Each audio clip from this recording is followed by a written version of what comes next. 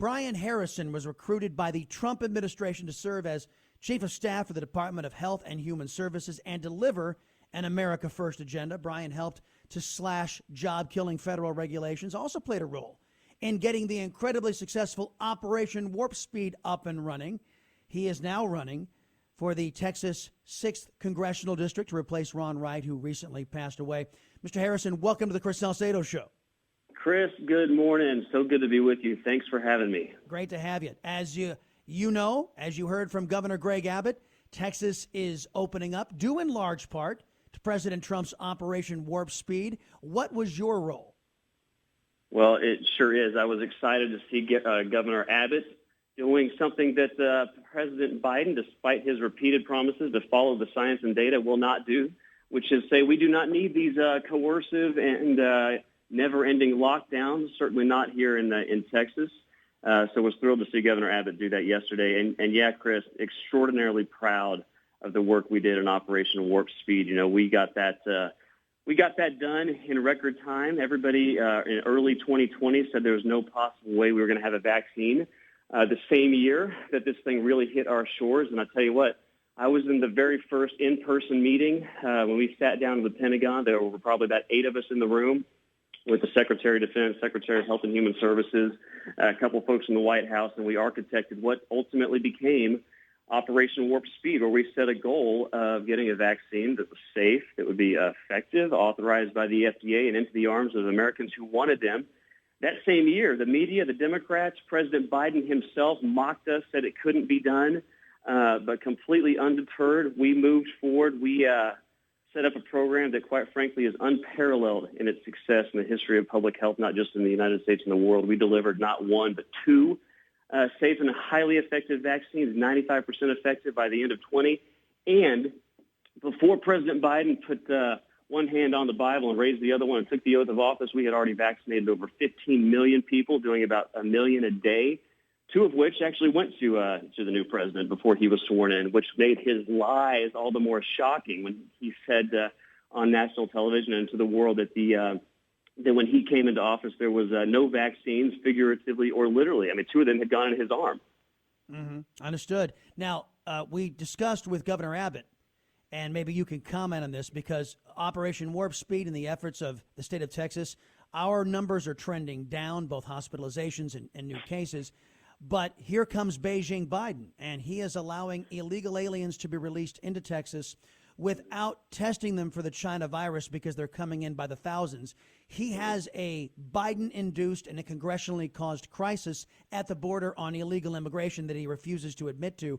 But how concerned are you that our efforts to fight the China virus in Texas will be compromised by Mr. Biden releasing illegal aliens without testing them for the China virus first?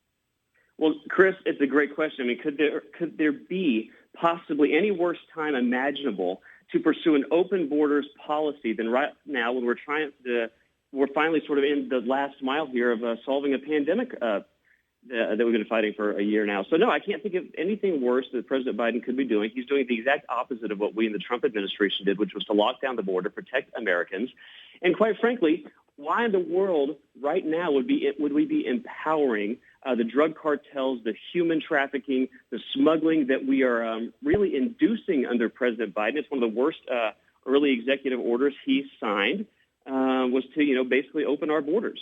Yeah. And look, when we in the Trump administration were trying to, take care of folks at the border, they said we were running concentration camps. Right now, President Biden is going to be doing almost the same thing. The media hypocrisy is giving him complete cover. And look, we're going to have a humanitarian crisis on the southern border that's a direct result of Joe Biden's policies, and we're going to see it quickly. Former Chief of Staff for the Department of Health and Human Services under President Donald Trump, Brian Harrison, our guest right now. He's running for Congressional District 6 in Texas.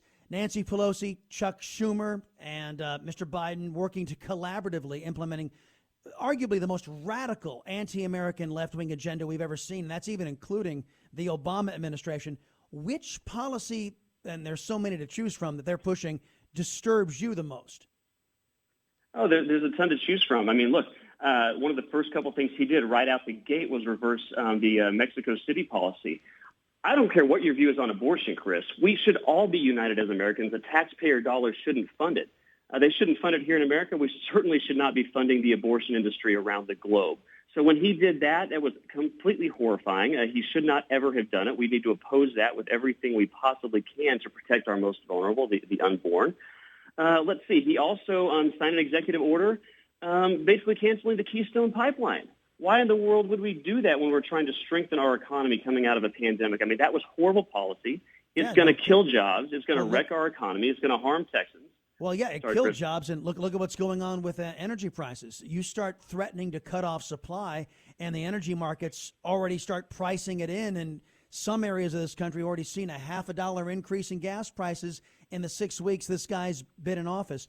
You know, in the last... You bet, Chris, I got to jump in there. I went to Texas A&M University, proud member of the Fighting Texas Aggie class 2004. I have a degree in economics. Let me tell you, what every first semester economics student learns is supply and demand. You cut off that supply, which is exactly what Joe Biden's trying to do to energy supply. Those prices are going to go right through the roof here, and that's terrible for Texans, terrible for America. Indeed. Last election, 4 states violated their election laws.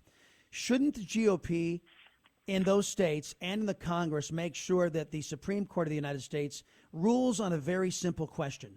Are states allowed to violate their own election laws? Well, it's a great question, and I don't understand exactly what the Roberts Court was doing on this, and I kind of agree a lot with Justice Thomas in his dissent on that, which is wondering what in the world the court was waiting for to clarify such questions. And something else I care deeply about is making sure that, whatever success H.R. 1 has or doesn't have, things like that never are implemented in the United States of America. I mean, this H.R. 1 bill is effectively the Permanent Democrat Majority Act, which is what Speaker Pelosi and her liberal Democrats are trying to ram through in Congress, and they need to be opposed, and we need to send people to Washington who not only know how to oppose them, but have a proven track record of doing it. I only got about 60 seconds left, and I just wanted you to weigh in on this. There's a debate going on in the Republican Party about whether or not to keep President Trump and his supporters in the party or to kick them out. What do you say? Simplest question I'll get asked all day. Keep them, and that's why I'm running for Congress. Look, the Democrats are going to throw everything they have at this Texas 6th congressional seat. It could fall into their hands if we don't put up the strongest possible candidate. They believe with President Trump out of the White House, they have defeated the Trump movement. Flipping Texas 6th is how they will view their opportunity to drive a stake through the heart of the Trump movement, and we absolutely must resist that. We need to send the strongest possible candidate to Congress who's got a proven track record of taking the fight to the Democrats. I'm doing it on Fox News every opportunity I get to call out the lies of the Biden administration. But we need to keep the Trump movement alive, and that movement is being bold, being fearless, taking the fight to the Democrats, making every decision in Washington with only one thing in mind. What is the right thing to do by the men and women of America, irrespective of the consequences? Beat the Democrat, beat the special interests, and beat the media. Brian Harrison, everybody. He was recruited by the Trump administration, served as the chief of staff for the Department of Health and Human Services, and is running in the Congressional District 6. Give us the website. Absolutely. www.votebrianharrison.com, votebrianharrison.com. And I'm told I got to say this 3 times, Chris, votebrianharrison.com.